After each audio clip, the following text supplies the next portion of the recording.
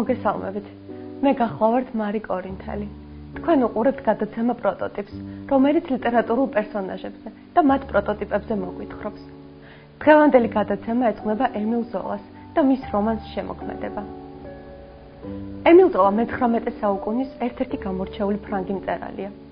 მართალია, მისი მოღვაწეობიდან უკვე ძალიან დიდი დრო გავიდა და ლიტერატურული ტენდენციები შეიცვალა, მაგრამ ზოლას შემოქმედება მაინც ძალიან დიდი პოპულარობით სარგებლობს.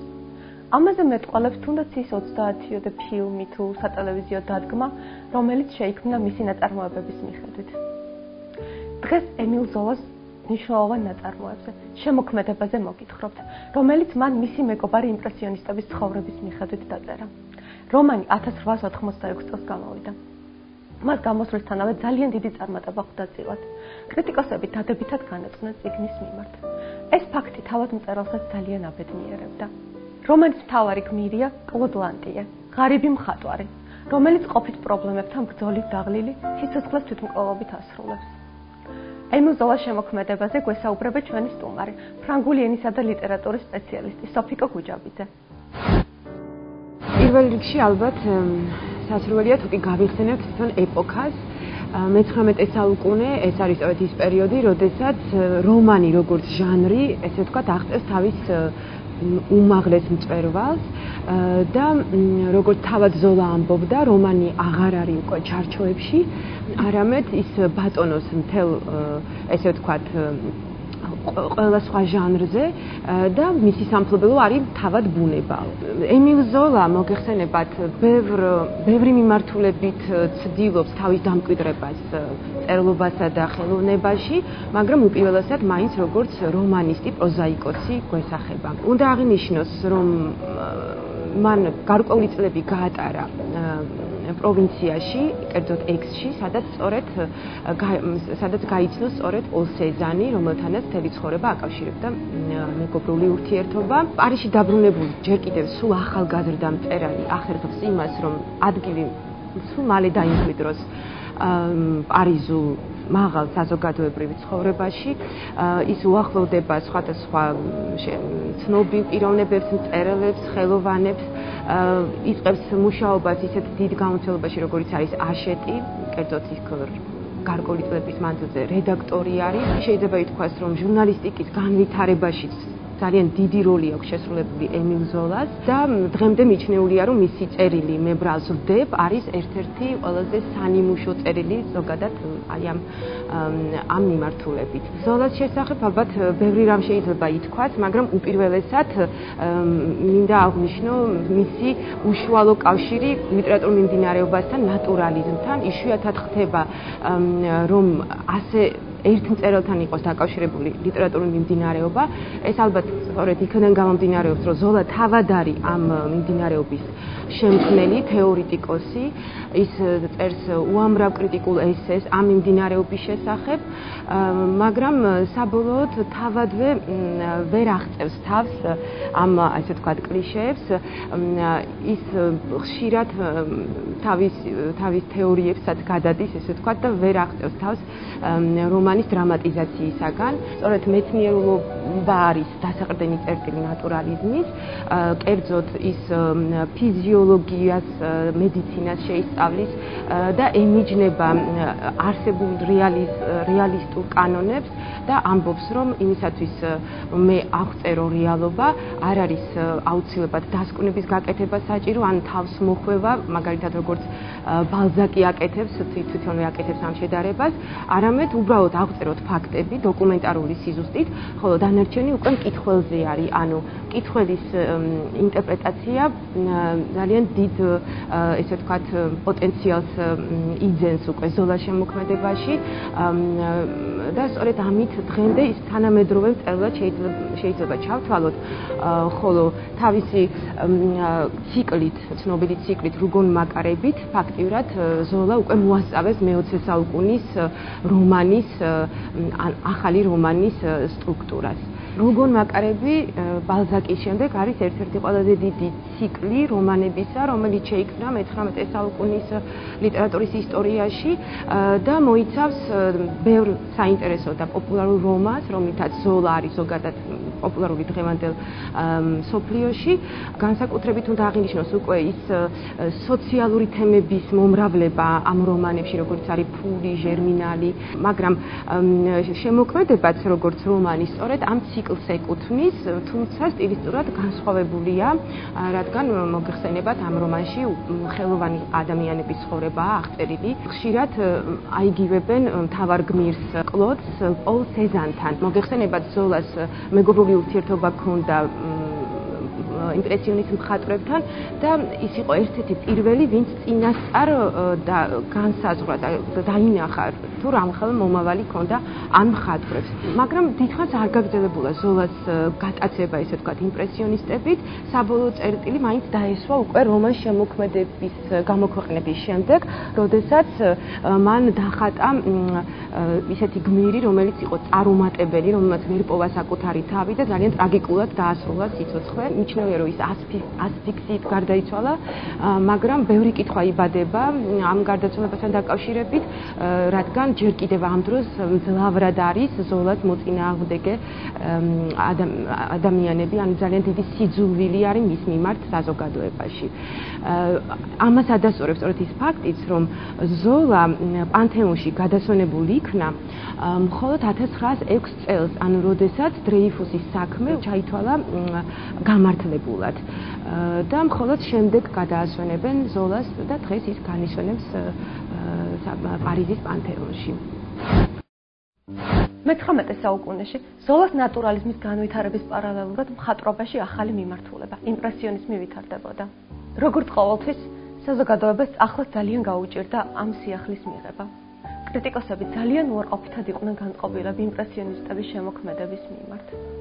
იმპრესიონისტებს ძალიან ეშინოდათ, რომ ზოლას რომანი ხელშეუწყობდა მათ მიმართ უარყოფითი დამოკიდებულების გაღრმავებას.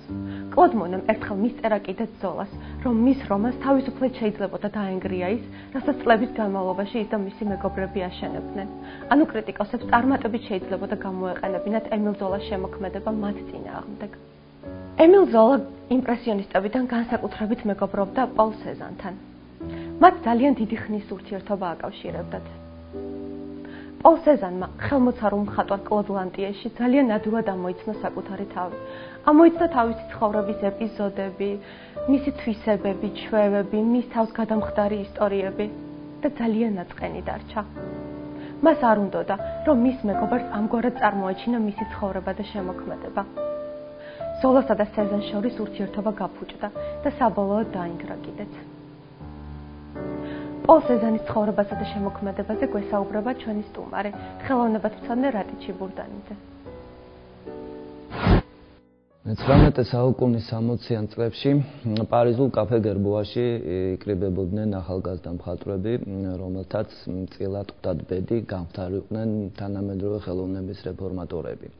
ეს მხატვრები არიან კლოდ მონე, ოგიუსტ რენუარი, კამილ პისარო, შესანიშნავი ქალი მხატვარი ბერტა მორიზო, ალფრედ სისლეი და ძალიან დიდი იმედების მომცემი მხატვარი ფრედერიკ ბაზილი, რომელიც საფრანგეთ-პრუსიის ომში დაიღუპა ძალიან ახალგაზრდა ასაკში. ისინი მათი სულიერი ლიდერი გახლდათ გენიალური მხატვარი ედუარდ მანე, რომელმაც 1863-65 წლებში გამოფინა დამოუკიდებელ სალონში გამოფინა ორი ნამუშევარი, ესენი გახლავთ საუზმე მდელოზე და ოლიმპია, რომელსაც საზოგადოებისა და კრიტიკის საოცარი რისხვა და მართლაც გახმაურებული სკანდალები მოყვა, რამაც თავისთავად ამავდროულად მანეს მოუტანა ძალიან დიდი აღიარება ახალგაზრდა მხატვრებში და ის ერთგვარ სულიერ მამად გადაიქცა მხატვართა ამ ჯგუფისათვის. 1874 წელს კაპუცინების ბულვარზე ცნობილი ფოტოგრაფის ფელიქს ნადარის ატელიეში მოეწყო აი ამ მხატვართა ჯგუფის პირველი გამოფენა, რომელსაც ასევე საოცარი ქარტეხილი დაატყდა თავს კრიტიკისა და ლუი ლერუამ ცნობილმა რეპორტიორმა და კრიტიკოსმა ამ მხატვრებს რასაკვირველია დაცინვით შტაბეშტილების მხატვრები უწოდა, იმპრესიონისტები, ანუ კლოდ მონეს ერთ-ერთი სურათის სახელწოდების მიხედვით, რომელსაც ქვია შტაბეშტილება მზის ამოსვლა ჰავრის პორტში. ეს სახელი სხვათა შორის თვითონ თავად მერე მხატვრებმაც აიტაცეს, ძალიან მოეწონა და შემდგომ წლებში ისინი უკვე ამ საერთო ჯგუფურ გამოფენებს სწორედ იმპრესიონისტების სახელით აკეთებდნენ. რა იყო ამ სკანდალის მიზეზი? ბურჟუაზიული საზოგადოებისათვის და სალონური აკადემისტი მხატვრებისათვის, ზოგადად სალონისათვის, რომელიც თავის ნორმებს და დოგმებს კარნახობდა მხატვრებს, აბსოლუტურად მიუღებელი აღმოჩნდა ის ხედვა და ის შემოქმედებითი მეთოდი, რომლებიც შემოიტანეს და მოგვიანებით დაამკვიდრეს იმპრესიონისტებმა. კერძოდ ეს გახლავთ. ისინი გახდნენ პირველები, ვინც გამოვიდნენ სახელოსნოებიდან და მუშაობა დაიწყეს უშუალოდ ბუნების წიაღში, ქუჩაში, ეს იქნებოდა პარიზის ქუჩები თუ პარიზის შემოგარენი რაღაც სოფლის ადგილები, პლენერზე მუშაობა და შემოიტანეს მთელი რიგი ინოვაციები, კერძოდ ისინი სწავლობდნენ განათების ეფექტებს, ოპტიკის პრობლემებს, ატმოსფერულ მოვლენებს, განათებას დღის სხვადასხვა მონაკვეთში, დილას, საღამოს, შუადღეზე, წელიწადის სხვადასხვა დროს, სინათლის ზემოქმედება სხვადასხვა საგნების ზედაპირზე, სხვადასხვა დახრის, კუთხის შემთხვევაში, ანარეკლები და ათინათები წყლის ზედაპირზე და ასე შემდეგ. მათი თემატიკა შეიცვალა. ანუ იერარქიულობა, რომელიც კლასიკურ ხელოვნებას ახლდა, ჟანრობრივი, მათ გააუქმეს და მათი მთავარი თემა გახდა დიდი ქალაქი პარიზი, ჩვეულებრივი უბრალო პარიზელები, მისი ბულვარები, კაფე შანტანები და ასე შემდეგ. და რაც ყველაზე მთავარია, მათი ნოვაციები ასევე მდგომარეობს იმაში, რომ მათ შეიტანეს ფერწერული თვალსაზრისითაც ძალიან დიდი ცვლილებები ხელოვნებაში, კერძოდ მათ მთლიანად ამოიღეს პალიტრიდან მუქი, შავი ფერები, ტონები, მუქი ყავისფერი და შავი ტონები და თქვენ წარმოიდგინეთ შუბჭრტილებსაც კი ისინი ასრულებდნენ იისფერი, ვარდისფერი, ლიმონისფერი და ასეთი ნათელი ტონებით და ნახევარ ტონებით. ასევე ძალიან საინტერესო ნიუანსია ისიც, რომ იმპრესიონისტული ფერწერა აღმოჩნდა თანამედროვე ფოტოგრაფიის გამოგონებასთან და სხვათა შორის ნადარი ძალიან წარმატებით თანამშრომლობდა მათგანთან და დეგა უკვე საწყის ეტაპზევე იყენებდა რაღაც თავის კომპოზიციებში ფოტოგრაფიის ეფექტებს და კადრირების ამ სპეციფიკას და რასაკვირველია შემთხვევითობის ეფექტი ასევე ძალიან მიუღებელი აღმოჩნდა ბურჟუაზიული საზოგადოებისათვის. ეს პერიოდი ასევე დაემთხვა ძალიან საინტერესოდ კინემატოგრაფის გამოგონებას დაახლოებით 20 წლის შემდეგ, 90-იან წლებში, როგორც ვიცით, ლუმიერების ფილმის ჩვენება შედგა გრანდ ოტელში, ისევ კაპუცინების ბულვარზე და კლოდ მონემ რამდენიმე წლით ადრე სწორედ შეასრულეს ცნობილი სერია ნამუშევრები სენ-ლაზარის ვокზალი, ის ფილმის მოგეხსენებათ მატარებლის შემოსვლა სენ-ლაზარის ვокზალში. ამდენად ეს ყველაფერი მეცნიერულ-ტექნიკური პროგრესი და ფერწერული მეთოდის სიახლეები საოცრად გადაეჯაჭვა ერთმანეთს. თუნდაც ამ მხრივ იყო ეს უკვე პროგრესული მოვლენა. რაც შეეხება პოლ სეზანს. სეზანი სხვათა შორის მონაწილეობას იღებდა იმპრესიონისტების რამდენიმე გამოფენაში. საწყის ეტაპზე ის იმპრესიონისტების ჯგუფთანაც თანამშრომლობდა და აი ამ ნათელი ფერთა პალიტრა სეზანმაც დაამკვიდრა თანდათან თავის შემოქმედებაში, მაგრამ რამდენიმე ხნის შემდეგ მან უარყო იმპრესიონისტული მეთოდი და განუდგა ამ ჯგუფს, იმიტომ რომ ის იყო როგორც ჩანს ჭკვიანი ადამიანი და ინტუიციური მხატვარი, ის თვლიდა, რომ იმპრესიონიზმმა ხელოვნება შეიყვანა ჩიხში. სეზანი თვლიდა, რომ საგნებს უნდა დაბრუნებოდა მატერიალურობა, ფერწერული სიმკვრივე, ხოლო კომპოზიციები უნდა ყოფილიყო ჩამოყალიბებული, მყარი და კონსტრუქციული. ის ითვლება საერთოდ თანამედროვე ხელოვნების მამამთავრად. სეზანი ძალიან უცნაური ადამიანი იყო, ის იყო პიროვნება, რომელიც არ ცნობდა რაღაც პირობითობებს, მისი ბიოგრაფიაც საკმაოდ ისეთია. ჯერთიც ესეც ის არის რომ მან ამოიჩემა მხატვრობა საკმაოდ გვიან და იურისპრუდენციას მიატოვა, მიანება თავი და ექსის უნივერსიტეტში სწავლობდა და შემდეგ დიდის წვალებით და თონებით მას მშობლებმა დართეს ნება წასულიყო პარიზში, მაგრამ აი ამ სინათლის ქალაქს მან დიდხანს ვერ გაუძლო, ის დაბრუნდა ისევ თავის პატარა ქალაქ ექს-ან-პროვანსში, სადაც მთელი ცხოვრება გაატარა, შეიძლება ესე ითქვას. რაც შეეხება მის ხავსებას ემილ ზოლას რომანის შემოქმედების მთავარ გმირთან, კლოდ ლანტიესთან, ბევრი საერთოდ არის რასაკვირველია.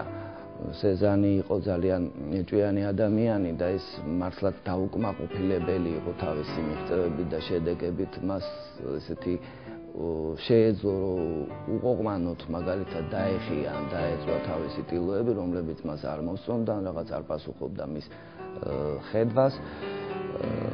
ეს იყო ხშირად კარჩაკეტილი, ხშირად ძალიან ფიცხი, ხშირად პირიქით, საკმაოდ მორცხვი და მორიდებული. და რასაკვირველია, რახან მან საკუთარი თავი გარკვეულწილად შეიცნო და გაავლო პარალელები ამ გმირთან, მიუხედავად იმისა, რომ მას თავი არ მოუკლია ამ რომანის გმირისგან განსხვავებით და რახან მან გაწყვიტა ეს ცნობილია ისტორიულად დადასტურებული ფაქტი, რომ საერთოდ გაწყვიტა ამის შემდეგ ურთიერთობა ემილ ზოლასთან, რასაკვირველია, როგორც ჩანს, თავარია მან ეტყობა აღმოაჩინა პარალელები ამ გმირთან. პოლ სეზანს წარმატება ადვილად არ სწევია, თუმცა კლოდ ლანტიესაგან განსხვავებით, იგი მხატვრობის, საკუთარი პრინციპების და შემოქმედების ერთგული დარჩა. აღსასრულით სხვანაირი დაუდგა. პოლ სეზანი 1906 წლის 15 ოქტომბერს გარდაიცვალა, როდესაც ხატვის დროს გაცივდა. ერთი წლის შემდეგ მოეწყო სეზანის ნახატების გამოფენა, რასაც მისი აღიარება და გრანდიოზული წარმატება მოჰყვა. ემილ ზოლა ყოველთვის ძალიან განიცდიდა იმას, რომ მეგობართან ურთიერთობა გაუფუჭდა. მან საკუთარი ესეების წინა სიტყვაობაში გაიხსენა სეზანთან ურთიერთობის წლები, გაიხსენა მათი გათენებული ღამეები, მათი საუბრები, ის თუ როგორ ცდილობდნენ ისინი სხვადასხვა ფილოსოფიური მიმართულებების, სხვადასხვა კერპების დამხობას და როგორ იგონებდნენ ახალ ფილოსოფიას და საბოლოოდ როგორ მივიდნენ დასკვნამდე, რომ თავარი მაინც პირადი დამოკიდებულებებია. თქვენ უყურებთ გადაცემა პროტოტიპს. მომავალ შეხვედრამდე.